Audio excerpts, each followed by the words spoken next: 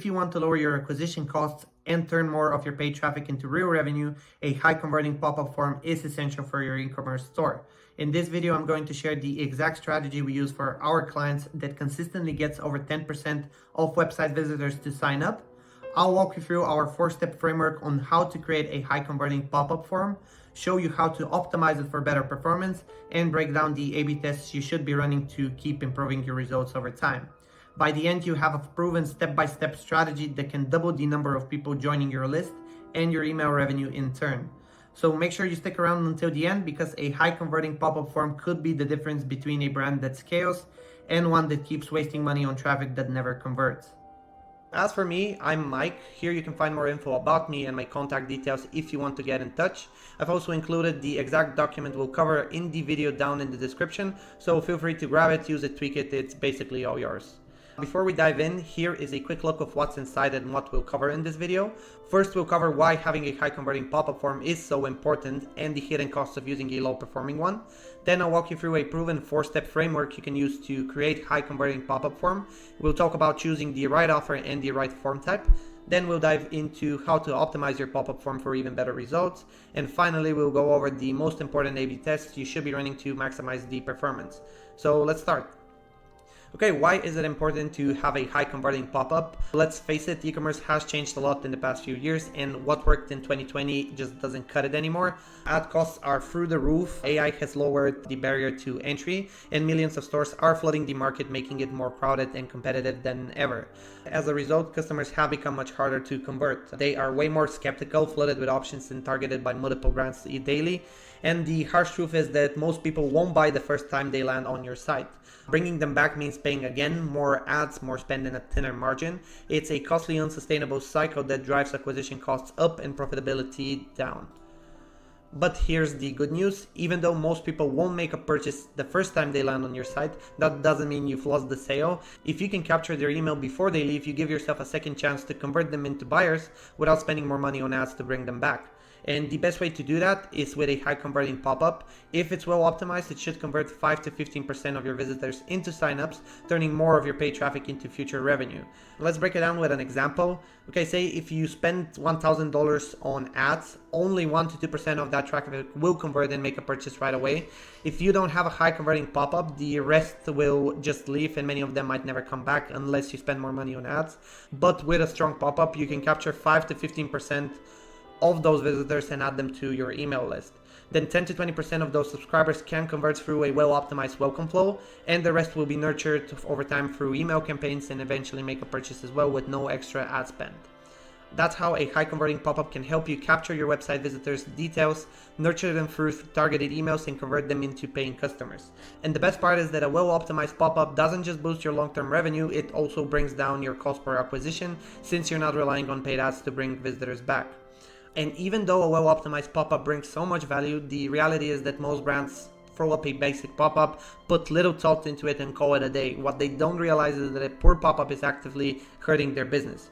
So let's now break down the hidden costs of having a poorly designed pop-up. So first, wasted ad traffic. If you're running ads to your website and don't have a well-optimized pop-up form, you're literally burning money. As we discussed, ad costs are higher than ever and shoppers are more skeptical than ever, which means that 99% of them won't buy right away.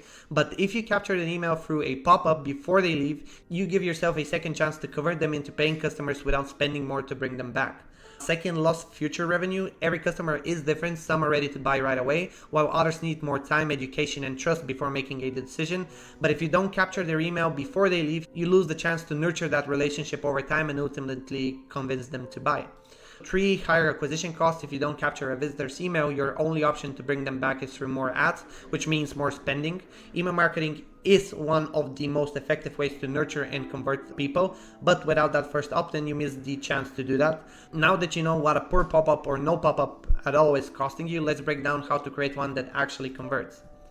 Okay, so this is the 4-step process you want to follow. First, choose your offer. What incentive will you provide in exchange for the email? Second, choose your form type. There are a few different types to pick from. Third, use the checklist I'll provide to further optimize the form. And fourth, A/B test and continue optimizing the pop-up form.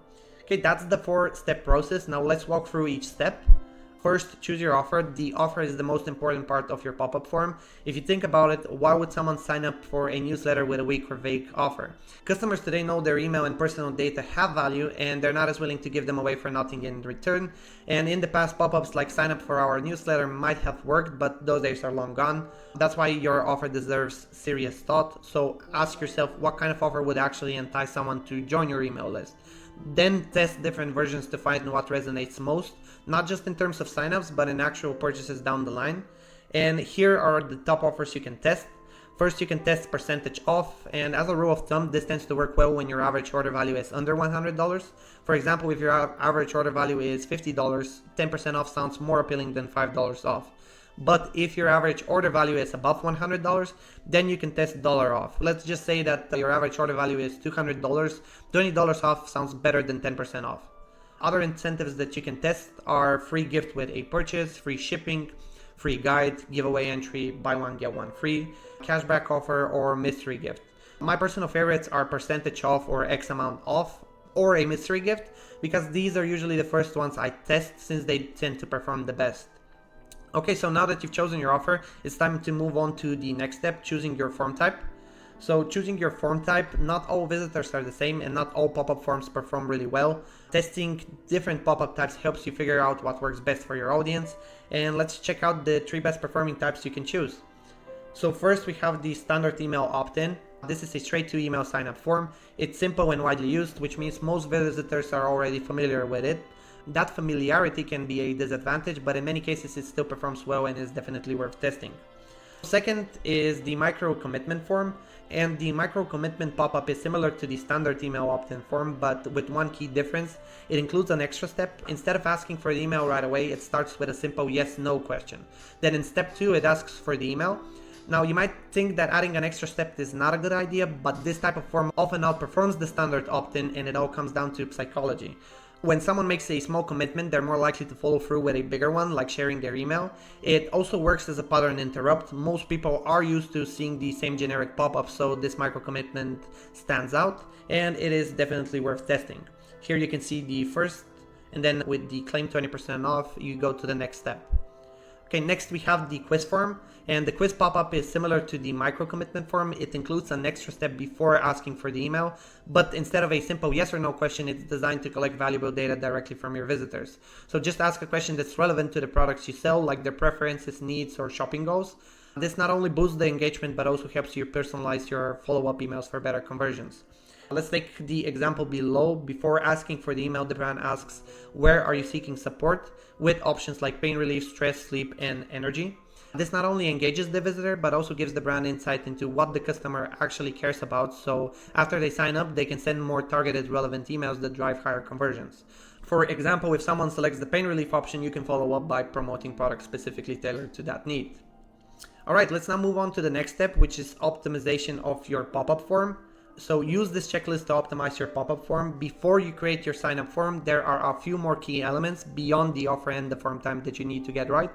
These can make a big difference in how well your form performs. So first is the time delay. Don't have your pop-up show up the moment someone lands on your site. It feels annoying and can lead to a frustrating experience. If your pop-up appears immediately to people, they are more likely to close it right away and your sign-up rates will suffer. But waiting too long isn't ideal either. If it shows up after 30 seconds, most visitors may never even see it. The sweet spot is somewhere in the middle. You want it to appear early enough to catch attention, but not so soon that it disrupts the browsing experience. We usually recommend showing it between 5 to 12 seconds after someone arrives on your site, and that gives them a chance to look around before being asked to take action. Next, we need to keep it simple, so only ask for one input at a time. The more you ask from visitors, the more effort they have to put in, and that can push them away. That's why it's best to keep things simple. Only ask for one piece of information at a time. Start by asking for their email, then after they submit it, you can follow up and ask for their phone number if needed. Just remember, less friction equals more conversions. Next, we have the loading speed of the form. Slow load times are one of the easiest ways to lose potential signups, and if your form takes too long to load, people won't wait and they'll close it right away. This happens a lot when brands add images to their pop-ups but forget to resize or compress them. So if you're using an image on your desktop pop-up, keep it around 60 pixels wide and make sure it's compressed. You can use Tiny PNG, it's a great tool for that. So for mobile, you're usually better off skipping images altogether. Next, consider the form size. You want your form to actually catch the eye. So when it comes to pop-up forms, the bigger they are, the better. In fact, don't be afraid to try the full screen version. It might feel like a lot, but it often performs way better than the smaller ones. Ideally, the form should cover at least 75% of the screen. Next, don't overdo too much of the copy. All you really need is a short headline, one input field, and a clear CTA. That's all. You don't need to say they'll get exclusive offers or promotions, as people already expect that when they sign up. Just keep it short and to the point.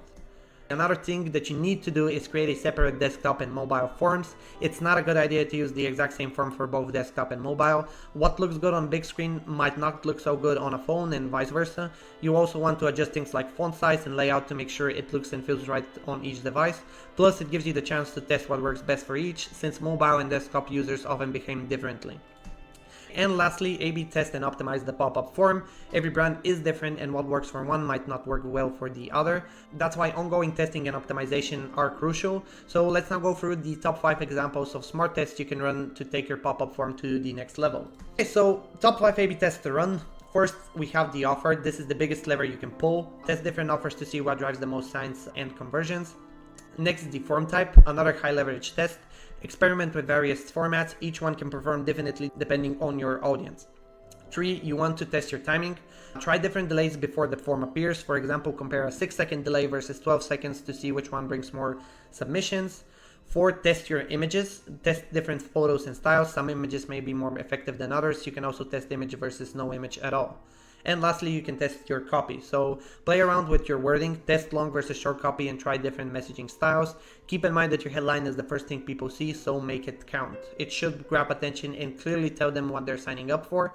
And don't forget about the CTA button neither. The wording there can have a big impact on your sign-up rate, so it's worth testing different variations.